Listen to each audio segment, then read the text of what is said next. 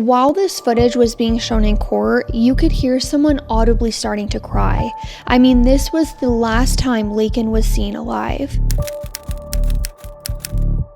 Hi everyone, welcome back to True Crime List with me, Alyssa. If you are new, welcome. Glad you could join. Glad you could be here. So my last video I actually filmed before the new year, so I wanted to formally say Happy New Year. I hope everyone has had a great start to 2025, whether that's setting personal goals, work goals, whatever it might be. Let's make 2025 a good one. So I am going to continue off from my first video I did on Laken Riley's case, which I will link below if you want to go check that one out first to basically get the gist of the case. Now, when I recorded that video, there was little information on this case, just to be real with you, but I still wanted to get Laken's name out to those who didn't know what was going on. Now, I'm not going to go repeat detail for detail what was in my first video, but just as a synopsis, Laken Riley was a University of Georgia nursing student who was found dead by a trail that she was last seen running on in February of 2024. The prime suspect for her murder was Jose Ibarra, a Venezuelan citizen that entered the States illegally back in 2022, who did end up getting arrested, but we didn't even know what evidence was against him or really how much information the police had. It was just this kind of big hole of, okay, this guy got arrested for murder, here's his criminal past, but I could barely find information on what exactly linked him to Laken's death. Until Jose's trial that took place back in November, just a few months ago. And oh my, we have a lot to unravel. When I was going through all the trial footage and the evidence that was presented, it finally made sense. That hole was finally starting to fill. So that is what we're going to go over in this video to fill in all the blanks as to what investigators and prosecutors had to link Jose to the crime. So 26-year-old Jose Ibarra was arrested in February of 2024 and was charged with the murder of Laken Riley. And just as a recap, these charges consisted of 1 count of malice murder, 3 counts of felony murder, and 1 count each of kidnapping, aggravated assault, aggravated battery, hindering a 911 emergency call, tampering with evidence, and being a peeping Tom. The morning of February 22nd of 2024, a man wearing a black Adidas hat was caught on surveillance footage arriving to a first-floor apartment that was part of UGA's housing complex. And as you can see here, this man is dressed in all dark colors with no visible tattoos, and this is important as you will see later on, who looks like they are trying to open the front door, but it might be locked. Then the person proceeded to walk around the building. Now in the trial, they didn't show the other surveillance from the other side, but as you can see, this person for the third time is circling back around this apartment. And they would do this again and again and again, where sometimes he would just walk by and others he would stop at the door or just linger around the door. Well, one of the female students that lived in that apartment heard someone trying to get inside the apartment while she was taking a shower. When she got to the door and looked through the peephole, she saw the person duck and walk away, which is corroborated with this footage we see here.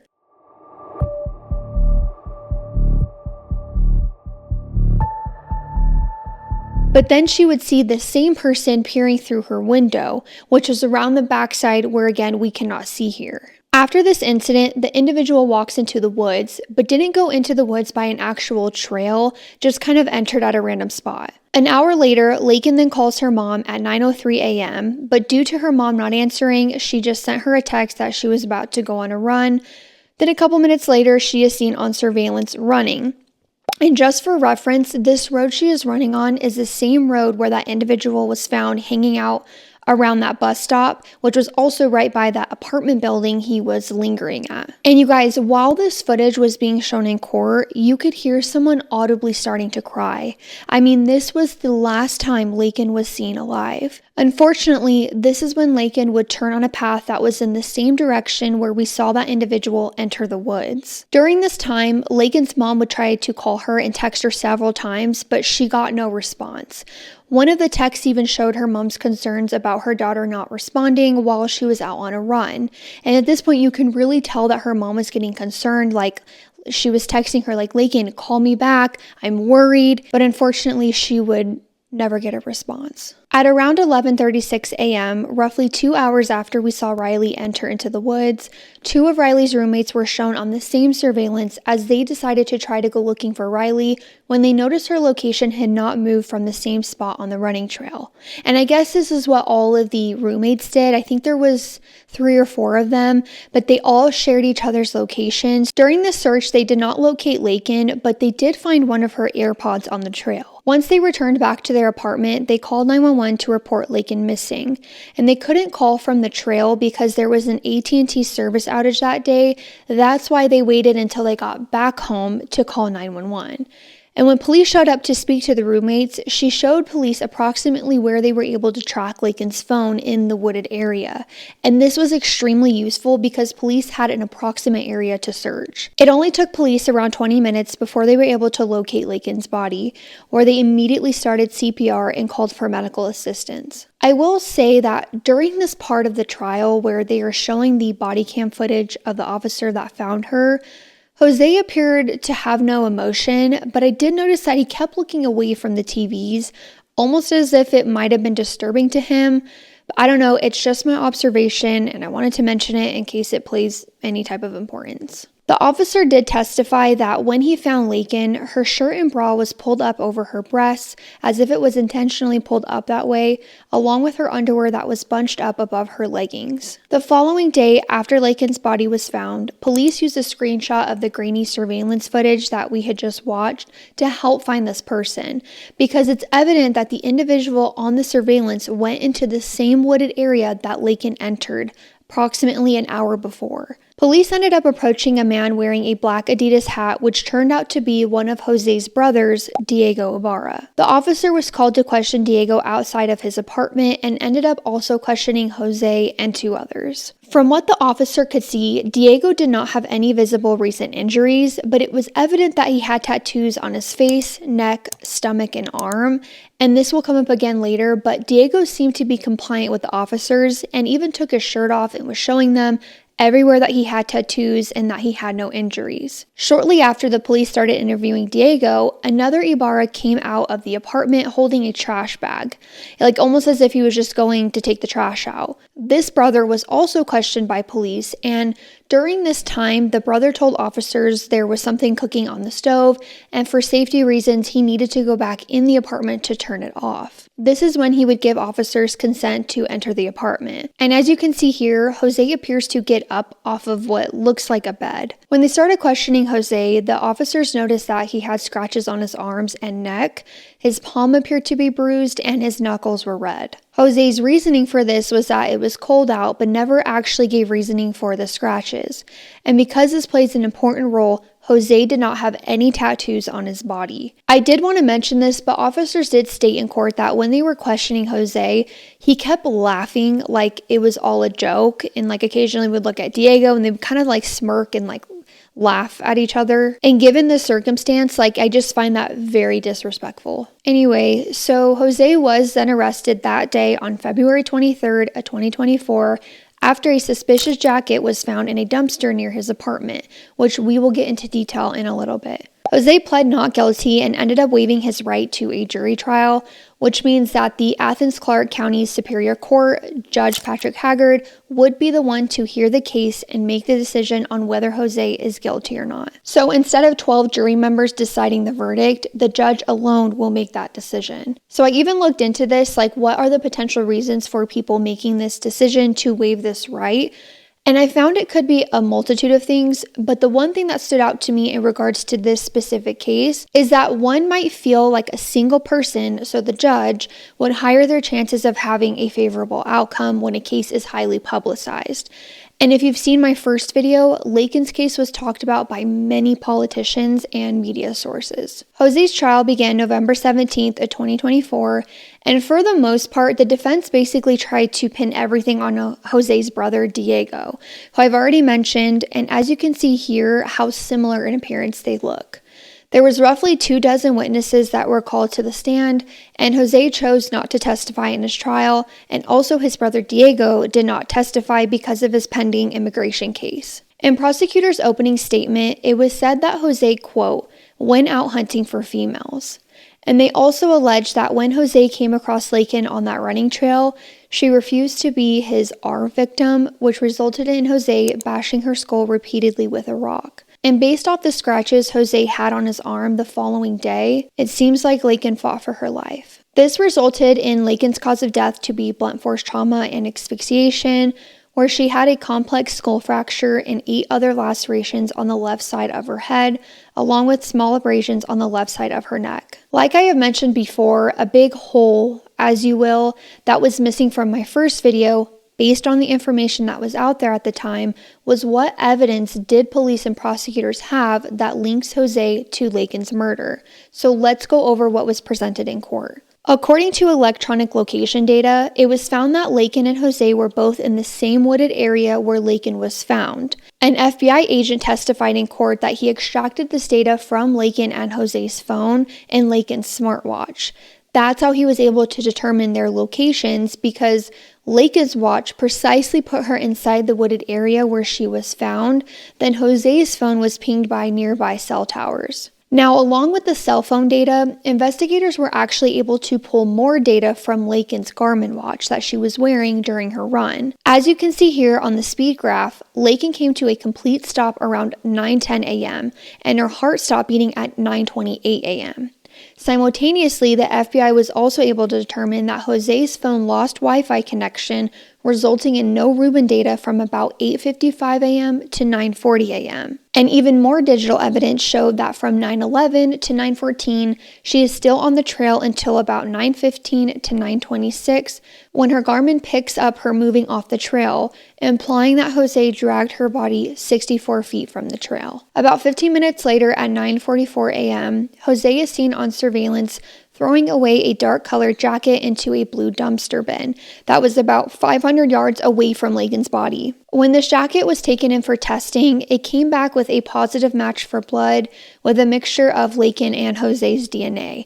And if that's not enough, 29 hairs were found on that jacket that was consistent with Laken's hair. Now, the defense claimed that Jose threw away this jacket because he didn't want it anymore. But how convenient is that when you look at the timeline of events that happened prior to this? Back to the security footage. So shortly after Jose threw away the jacket, he proceeded to throw away black gloves in the bushes, and to even more prove that it was Jose in this footage and not his brother Diego, was that Jose's phone put him over the dumpster at this exact time.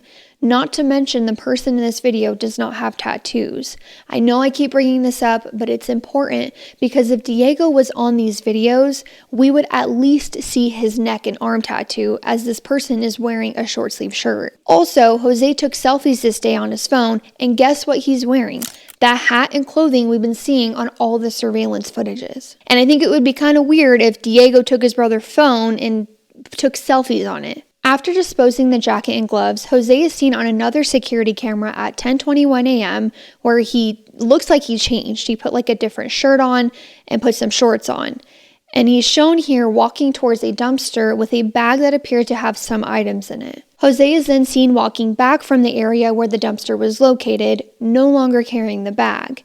Now, it's believed that the shirt Jose was seen wearing when he dumped the jacket in the blue dumpster and the crossbody bag he was seen wearing the night before Laken's murder and the morning of the murder was part of the items in that bag Jose dumped, because those two items were never found and this bag he was seen carrying was never recovered. Then investigators learned about 45 minutes after that footage, the dumpster had been picked up by the trash service. So it makes sense as to why that bag he threw out was never recovered. To further confirm that it was not Diego that murdered Laken, because again, that's what the defense was trying to argue, that Jose did not kill Laken, but rather it was his brother. Diego was actually seen on surveillance on his way to and from work wearing a completely different hat. And Diego's cell phone data did not put him at the crime scene. I mentioned this earlier, but if you can remember, the following day after Laken's death, Diego was found wearing the black Adidas hat that was seen in the surveillance footage the day of Laken's murder. You know, the man peeping around the apartment complex. And when you put everything together, Jose wore his brother's hat when he committed this crime and afterwards examined the hat to make sure there was no blood on it, then proceeded to let his brother wear that same hat the following day. Like, what? And this was a huge part of the investigation because if Diego was not wearing that same hat the following day, prosecutors suspect that they would have never found the person responsible for Laken's death. This hat was then taken in for testing where there was a positive finding for blood in which it came back as a match to Laken's DNA. Laken's phone wasn't discovered until 6:57 that evening. It was already dark out when an officer stumbled across the phone when he almost stepped on it. So Jose tried to hide Laken's body, then attempted to hide her phone several yards away from where he left her. It was also discovered that her phone had a fingerprint on it that came back as a match to Jose's left thumb. And the actual location of this thumbprint is consistent with the general area of where someone would press to hang up a call. And if you can recall from my first video, Laken's phone made a call to 911 using the emergency function on her iPhone, but the call shortly hung up. The dispatcher even testified in court that she tried to call Laken's phone back 2 times, but the calls were never answered. Here is what we were able to hear during this 911 call before it hung up. Hello, this is Clark County 911. Hello, Clark County 911. Can anyone hear me?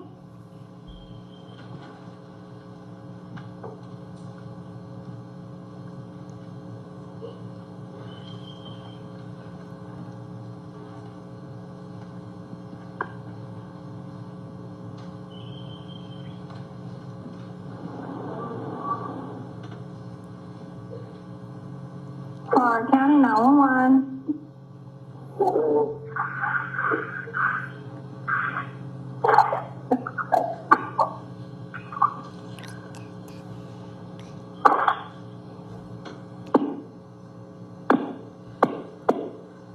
Yo Tango. So you'll have to let me know in the comments below what you hear during that call, but it's so sad knowing what we know now, what was going on during that minute we could hear. Jose's DNA was found under Laken's right fingernails, and to clarify, Laken and Jose's DNA was the only DNA found on her. Jose even had a jail phone call with his wife, and on the recording you hear his wife ask, like, what happened to the girl? You must know something. It's crazy only your DNA was found. Basically questioning her husband, probably in disbelief about what is going on, and Jose simply replied like, enough. Like, it was like he wanted her to stop talking about it, and continued to claim he was at the university looking for work.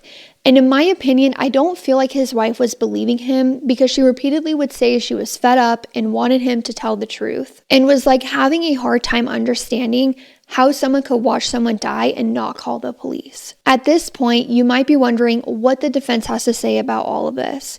And basically, they told the court the evidence against Jose is circumstantial, but prosecutors argued that the circumstantial evidence they had was enough to eliminate any reasonable doubt. So I'm not going to show the footage here, but in relation to victim impact statements, the prosecutor showed the court the body cam footage of the moment police informed Laken's mom, stepdad, and sister about her body being discovered, and I could feel the pain that was going through her family in that moment. And as a parent, that has to be your worst nightmare. I mean, her mom was so worried when Laken wasn't calling and texting her back. She knew something wasn't right. And then to find out that her worst nightmare came true. During closing arguments in the trial, prosecutor Sheila Ross began by emphasizing the motive. The reason Jose killed Laken was because she fought to not become his R victim, and he was simply out hunting women. I have to give it to the prosecutor because in my opinion, I think she did a wonderful job trying to dismantle the defense's arguments. The prosecutors were seeking a life without the possibility of parole sentence, which is the harshest criminal sentence in Michigan as the death penalty was banned back in 1963. I just wanted to reiterate that because I've seen a lot of comments of people being upset that they weren't pushing for the death penalty, but it's literally not an option in Michigan. So ultimately, the verdict came down to Judge Haggard, where he sentenced Jose Ibarra to life without the possibility of parole for the murder of Laken Riley. I actually think about this a lot when I'm researching these cases. Like, what if there was just cameras everywhere? Which I know would be annoying to some. Like, I don't want people watching my every move, but I think, well, what if there was cameras in the woods where this attack happened? Or what if there was one in that building or that park or the forest? then so many people that were wrongly convicted would be free, and those that got off as innocent when they're not would be locked up. So I know that sounds crazy and probably so unrealistic, but I'm not kidding. I think of it all the time with these cases where there isn't surveillance of the actual crime. I know that would be so hard for loved ones to watch, but that's just where my mind goes. Like, what if? But let's not forget that Laken's life, impact, and story matter. I mean, she was deeply loved by all those around her, and when you listen to the videos of her friends and family speaking about her, you can feel how much of an impact Laken made on all of their lives. So that is it for today's case. I was very overwhelmed when researching this case and watching all the trial footage. It's so incredibly sad that Laken's life was taken this way, and the fact that she was so young, only 22 years old, had so much life to live. But I am so glad that Laken's family and loved ones can now have closure that the man responsible for her death will be in prison for the rest of his life. And I know this will not bring Laken back, but at least we can say justice was served. Thank you all for being here. I appreciate you watching. And if you want to support this channel even more, please don't forget to like this video, subscribe, and hit the notifications bell icon so you don't miss any future episodes. Please, y'all, be safe out there and have a wonderful rest of your week. Bye.